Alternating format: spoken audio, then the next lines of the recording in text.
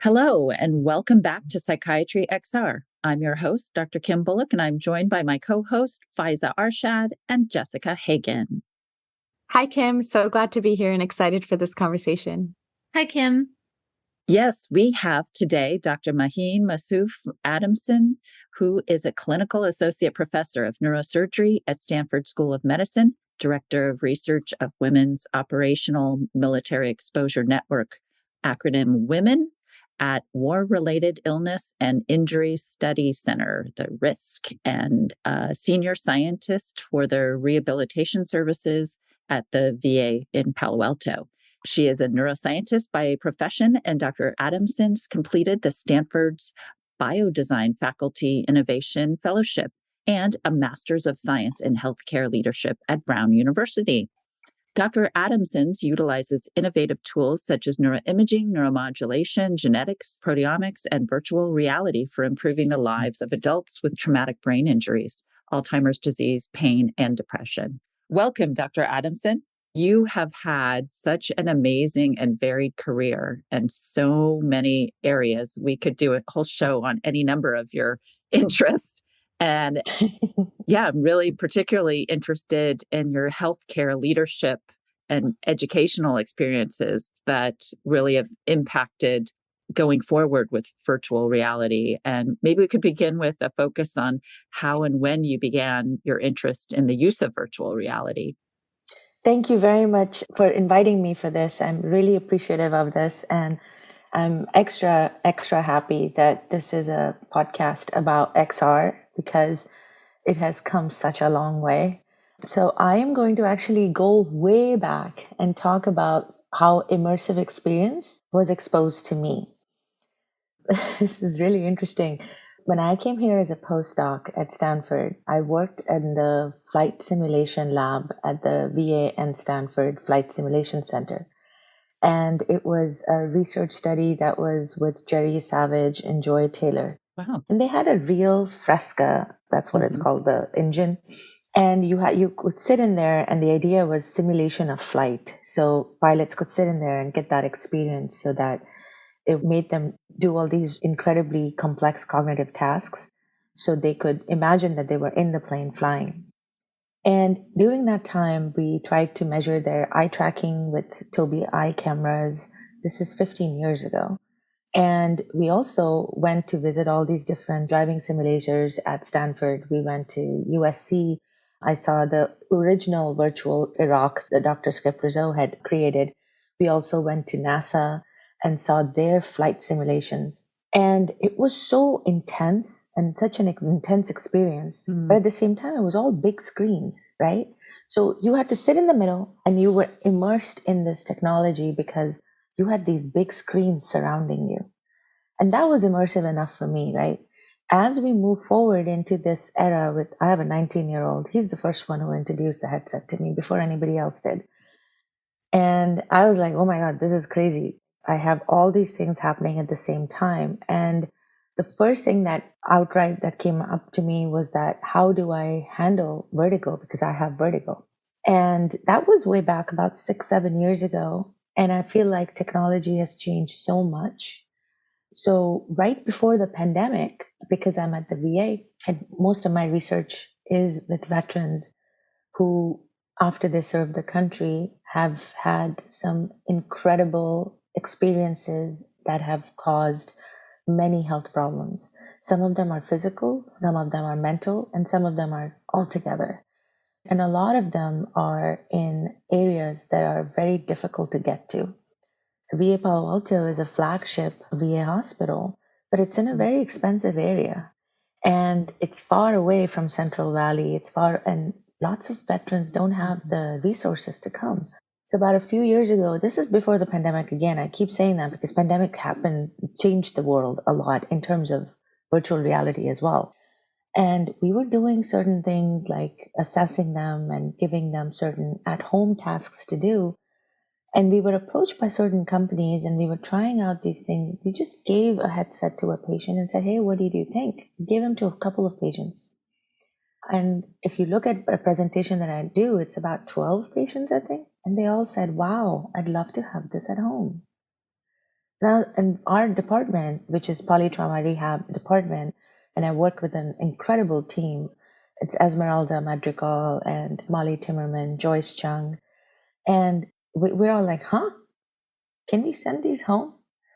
I mean, it was like epiphany, right? And of course, in those days, before the pandemic, nobody dared say anything like that, right? Because everyone was at work. There was no such thing as virtual Yeah. work. I mean, there was, but and especially when you're working for the federal government, our rules are different. They're very strict. So we were kind of like, okay, we'll try to do it. And then when the pandemic hit, things changed, and VA has really been very supportive. So that's really kind of my journey of getting into virtual reality as a physical, thing that you can do with patients. Wow, that's fascinating. And what were you using when you originally were giving the headsets to the veterans? What were you using it for? Was it Sure. just distraction, or was there a purpose, or was there certain content, or were you just kind of playing with it and observing? So lots of things. So I'm going to tell you a little bit about my own research so you can see why Hmm. I'm doing this. Hmm. So I've been looking at cognitive decline, dementia, Alzheimer's disease, and also the mechanisms behind it. But about 6, 7 years ago, I started working with Dr. Odette Harris, who's a neurosurgeon and chief of staff at VA, and also at Stanford, a professor of brain injury. Hmm. So she brought me in because she wanted me to really look at the research behind traumatic brain injury. And traumatic brain injury is a big umbrella term because under it comes all these different psychiatric and physical problems. And Hmm.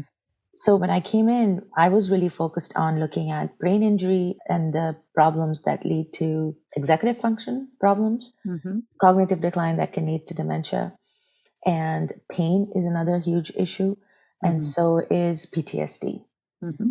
Anxiety is another issue. So when I was looking, I do brain imaging, and you said in my introduction, I do all these other things. But when I became research director under her, one of the things that she told me to do is like, hey, look at the whole spectrum. I want you to look at epidemiology, diagnosis, treatment, rehab. And this was told to me Wow. like 5 years ago. And I was like, okay, well, if we do one thing and we take it all the way to treatment, how do we align the diagnosis with the treatment? Hmm. And in rehab. So treatment's one thing, and then you can take it home or use it in rehab. So Hmm. we looked at companies that were giving us VR headsets for meditation. That was our goal, so that meditation could help people with PTSD. It Hmm. could help them with anxiety. If they're sitting at a doctor's appointment, maybe we could offer it to them when they're inpatient and they can relax with it.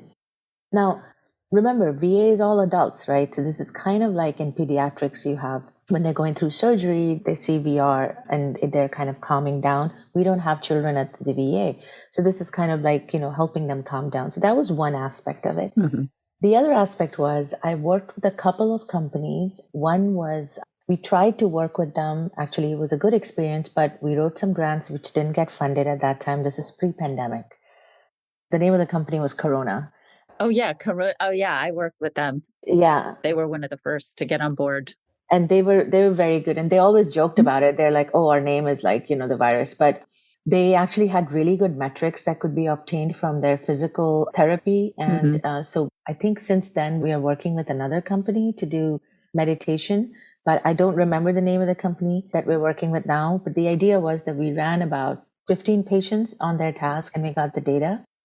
And the idea was that we were trying to take care of upper shoulder pain, so we could test the entire procedure to help with using VR. So that was pain, that was PTSD. And then during the pandemic, I got approached by my friend at the Naval Postgraduate School. Now, Naval Postgraduate School has a very large simulation department. They are very well funded by DoD. They're an amazing place to visit. They have the Warfighter program, and there's like all this AR and stuff going on. It's pretty cool. Mm. So my friend approached me, and her name is Dr. Quinn Kennedy, very well known in the aging world. Does a lot of wonderful papers and podcasts, and now consults for another company called Neurofit. Very much interested in cognitive aging and how we can live a better, healthy brain life.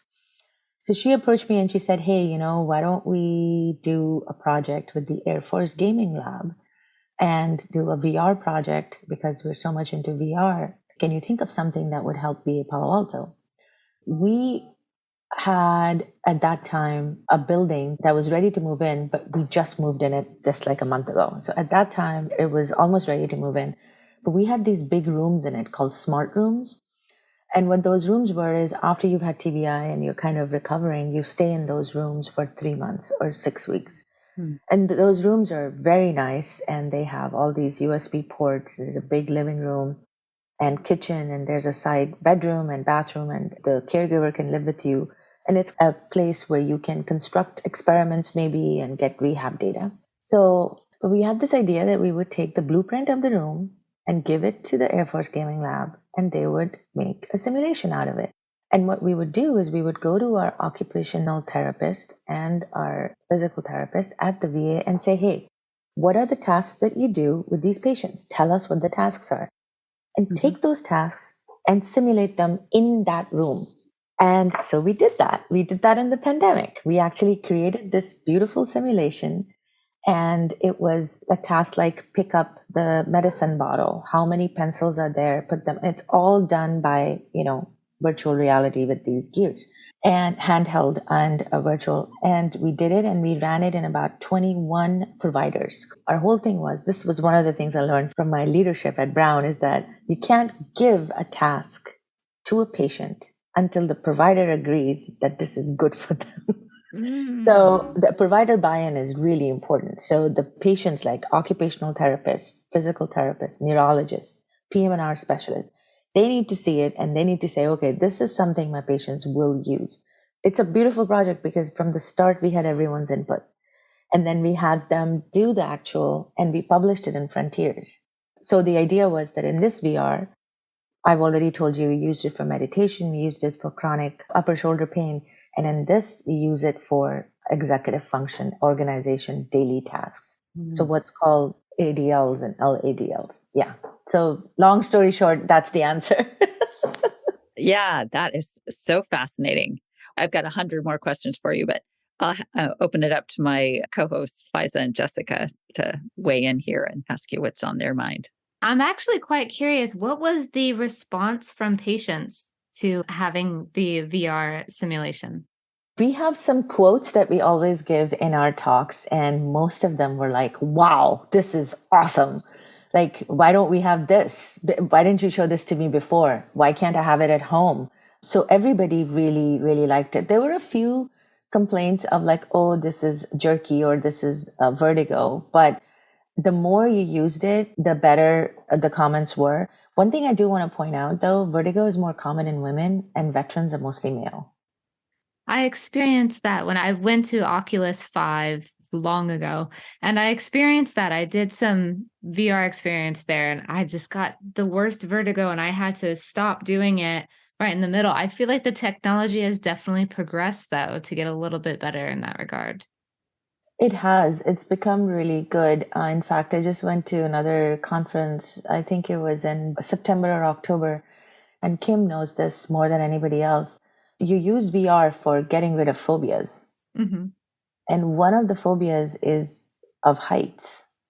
And in my opinion, or what I experience is when I'm standing on a really high, I am scared out of my mind.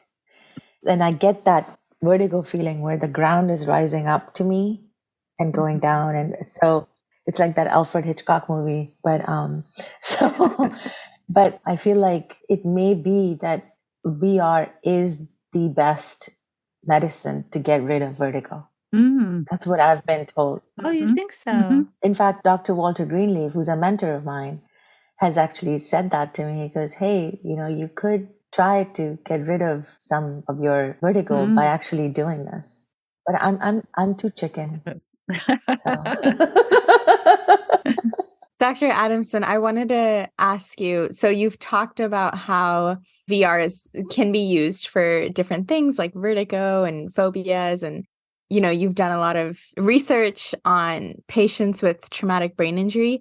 Do you see VR as mainly a tool to treat traumatic brain injury, or can it also be valuable in diagnosing TBI too? And I'm not very familiar with like what technologies are currently used to diagnose TBI, but like, do you think virtual reality can be beneficial in that aspect? This is such an important question, and it's such a deep question because it actually tells us about the potential of VR in the future in the clinical populations that are subtle, right? So I used to think that it's really difficult to work with severe TBI patients. I think it's really difficult to work with mild and moderate because their symptoms are so subtle, right? They may improve, but then they're more at risk for, developing cognitive decline. So after they've had injury, their concussion symptoms can go away, but they still have risk for developing other things. So one of the things that's happening in the TBI world, and it's been happening for a long time. So there's different ways of diagnosing TBI, right? So we have these self-report or clinically administered questionnaires in which the clinician asks, when did you have it? How long ago? This and that. This is with mild and moderate TBI.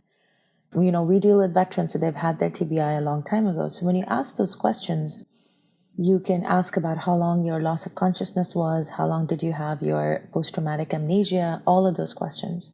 Those are good questions, clinical questions. You still need objective measures. And some of the objective measures could be brain imaging, which I still love, but I think it's expensive. But if you can look at, fiber tracts that are shearing or certain resting state showing areas and executive function in their network that's down, that's a great way to diagnose, I think, in a research way. But one of the other ways that people are looking at is eye tracking. So you have this ocular motor activity. Simple idea would be that you have a dot and you can follow it. You can measure it according to the average and how it looks in healthy people compared to how it looks in traumatic brain injury patients, mild and moderate. So we did a study like that in my lab with NeuroFit, Dorian Liston, and eye tracking is really good at that. A lot of headsets come with eye tracking. So suppose this is just a scenario. You have a Marine who has had traumatic brain injury, young guy. This is completely hypothetical. Loves to play games, uses headsets. Could it be possible that he's playing video games or he's doing a task that we provide him in his home with the headset and the ocular motor activity is being measured?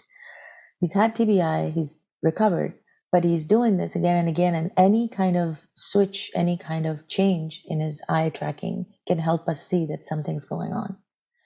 Now, that could also be associated with certain tasks that he's doing, he or she. You could have cognitive tasks and get scores off of them, executive function tasks, emotional for PTSD, and we can measure those to see whether they're falling in the mean or whether they're 2 or 3 standard deviations away. So there are ways to make this very predictable, very diagnostic, and very helpful, other than just something that you use for what's called therapy and also assessment. Great. And what type of barriers do you see to applying that type of research in clinical care? So I wear this research hat and then I wear this ethical hat. So I'll switch the hats now. One is, of course, patient's consent is one thing, but then also making sure that there's no coercion, making sure that we are not causing more problems than necessary. So one thing that is important in the aging population is fatigue. So eye fatigue and making sure the head, the neck, all these physical ailments that can happen with a headset, the weight of the headset, all of those physical things, you have to be very careful about that because you don't want to cause literally physical burden on the patient. The other obstacle that I see is, Kim is a clinician, but she's very much into research. She understands, we're researchers. We love data and we want data now. We want it yesterday, right? But it's difficult to get data from patients that's one, clean, and second, allowable by the VA. So if you work for the federal government and you're working with a population that is the one that I just mentioned, we have to go through the hurdles of creating a smooth pathway. Because if you're tracking and if you're predicting, you want data to be simultaneous. You don't want it to come 2 days late. So those are some of the biggest obstacles that I feel that we need to overcome now.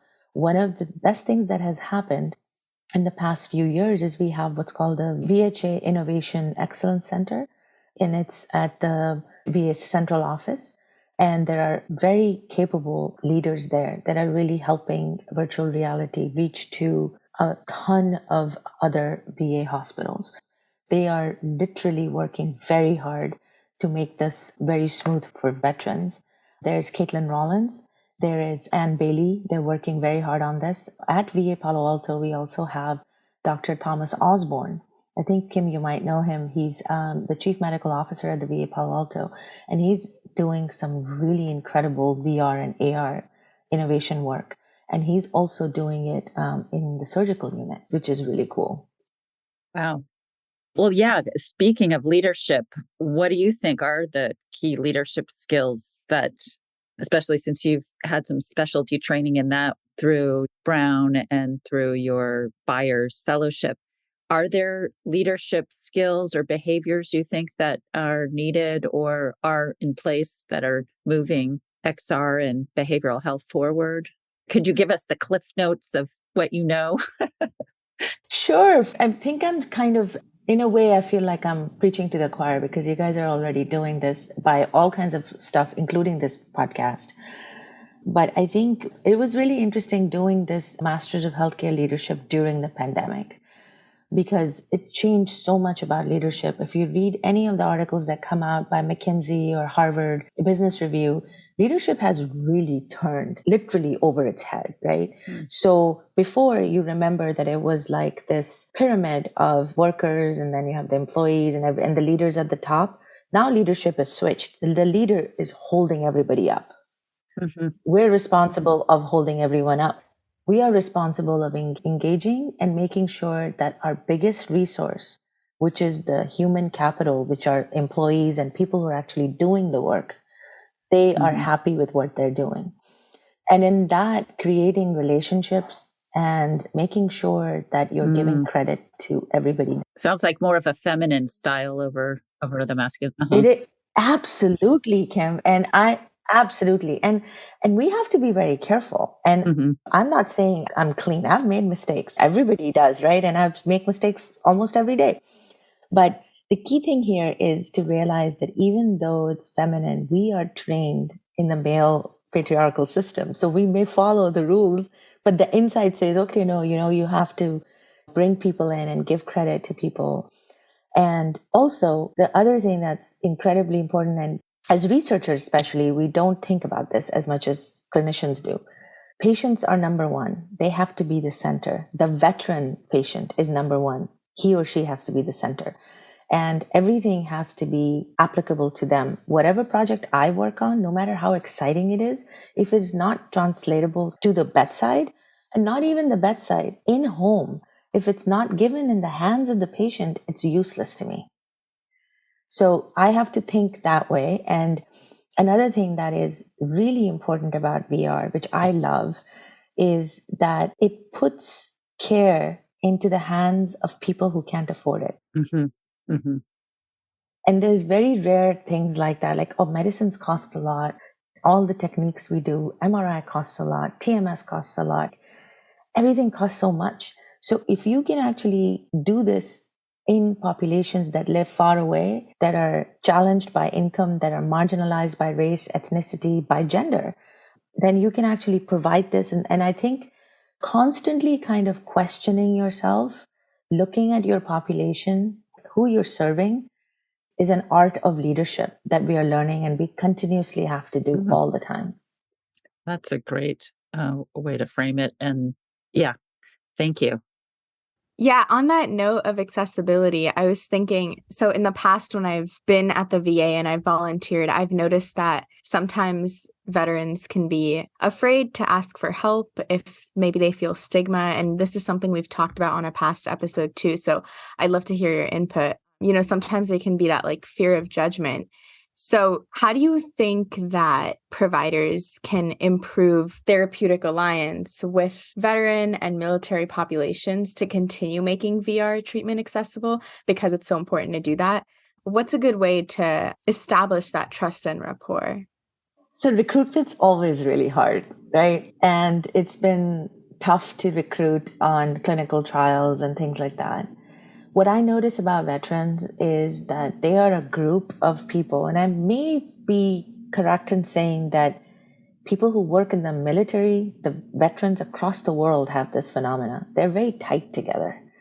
And if they see one person who has served in one, they communicate with each other, and they have what's called a buddy system or a sister system, however you call it. And they like to help each other a lot. I've yet to find a veteran who I say, hey, I'm doing this research and I would like you to be part of it because it helps other veterans. I've yet to find somebody who says no. They're always ready. And we don't give out a lot of money or anything like that. It's like completely up to them. So they're very, very open about it. They're very helpful. We know that it's difficult for them to open up. And people always talk about trauma and sexual trauma, and they talk about women, but there's also sexual trauma in men in the military, and there's PTSD that they don't want to talk about. There's a stigma with it. So one of the things that we have tried to do, and one of the things that VA does, is to work with veteran service organizations and have volunteers that go out in the veteran community that look like them, that have had similar experiences like them. So we can communicate with them and get them to be part of our studies or part of our clinic, give them access to our healthcare. And the other thing is, a lot of the people go to private healthcare instead of the VA because they don't think the VA can help them.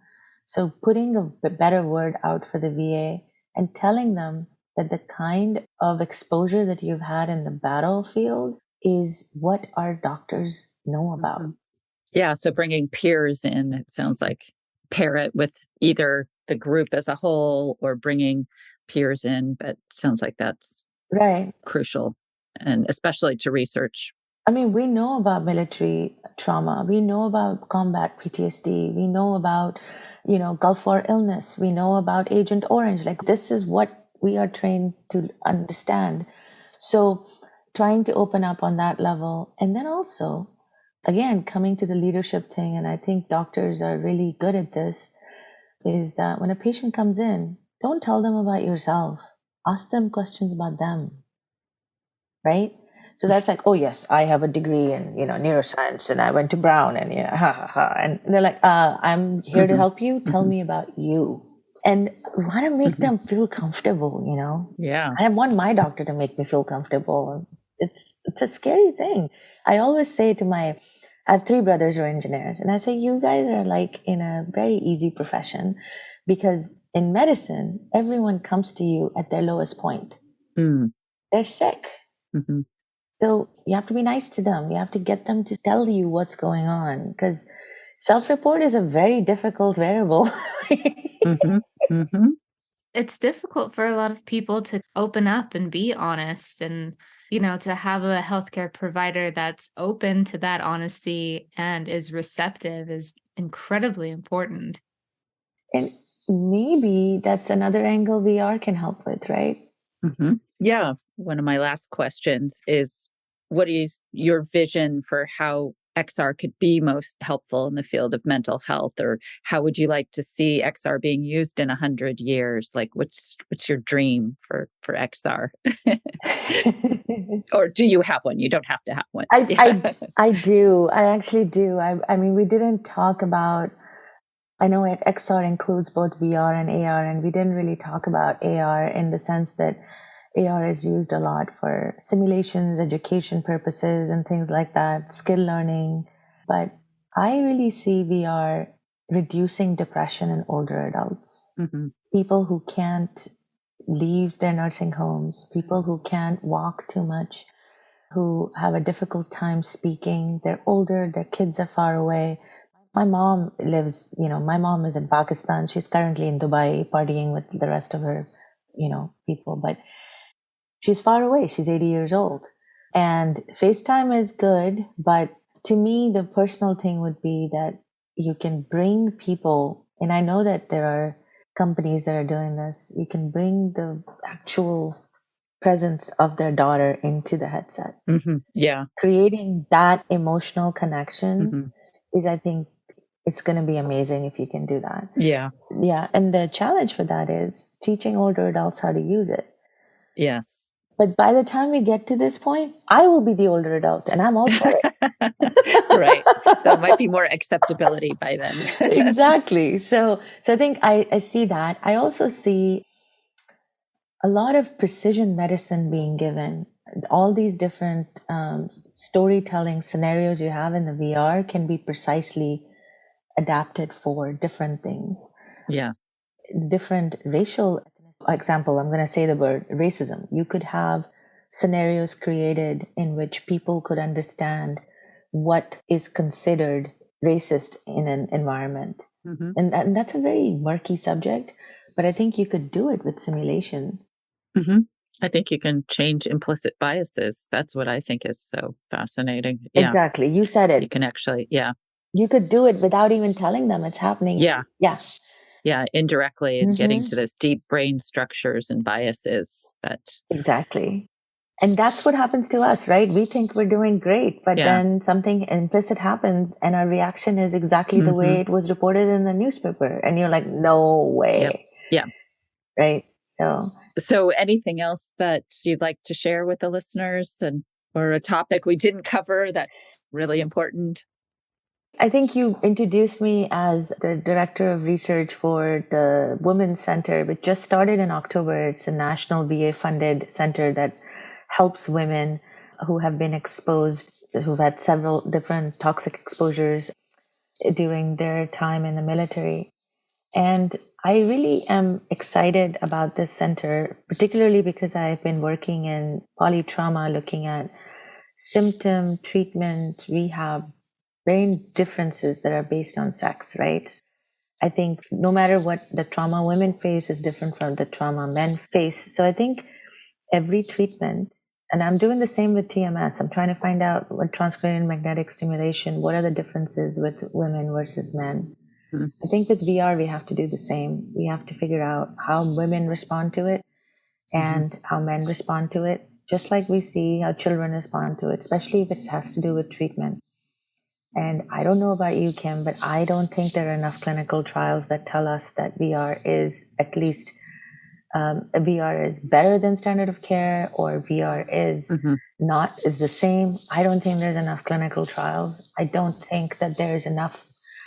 There's a lot of conferences, there's a lot of talk, there's a lot of projects going on, but I feel like there's not enough money that's being pushed towards it by any of these agencies.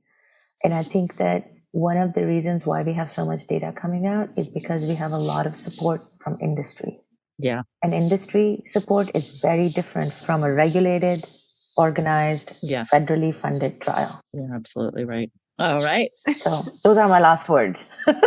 Oh my gosh, this was amazing. This was a very rich, important conversation, but definitely could be continued. There's so much more to say as well. Thank you so much for your time, Dr. Adamson. We very much appreciate it and all you do for patients and providers and research in the world. Thank you, and would love to have you again because I have a feeling we have much more to talk about. Thank you very much. I really appreciate it. And thank you for letting me talk about the background of VR and how I was exposed to it and what I'm doing with it now. Yeah. Thank you, Dr. Adamson. Thank you. So that's it for this episode of Psychiatry XR. We hope you gained a new perspective on using extended reality in healthcare. And thank you so much for listening. And this episode was brought to you by Psychiatry XR, the psychiatry podcast about immersive technology and mental health. And for more information about Psychiatry XR, visit our website at psychiatryxr.com and be sure to subscribe to the podcast and tune in again next month to hear another guest about XR and its use in psychiatric care. You can join us monthly on Apple Podcasts, Twitter, Spotify, or wherever you get your podcasts. And Psychiatry XR was produced by myself, Kim Bullock, Faiza Arshad, Jessica Haken. And please note the podcast is distinct from my own clinical, teaching, and research roles at Stanford. The information provided is not medical advice and should not be considered or taken as a replacement for medical advice. And this episode was edited by David Bell, and music and audio was produced by Austin Hagen. See you next time.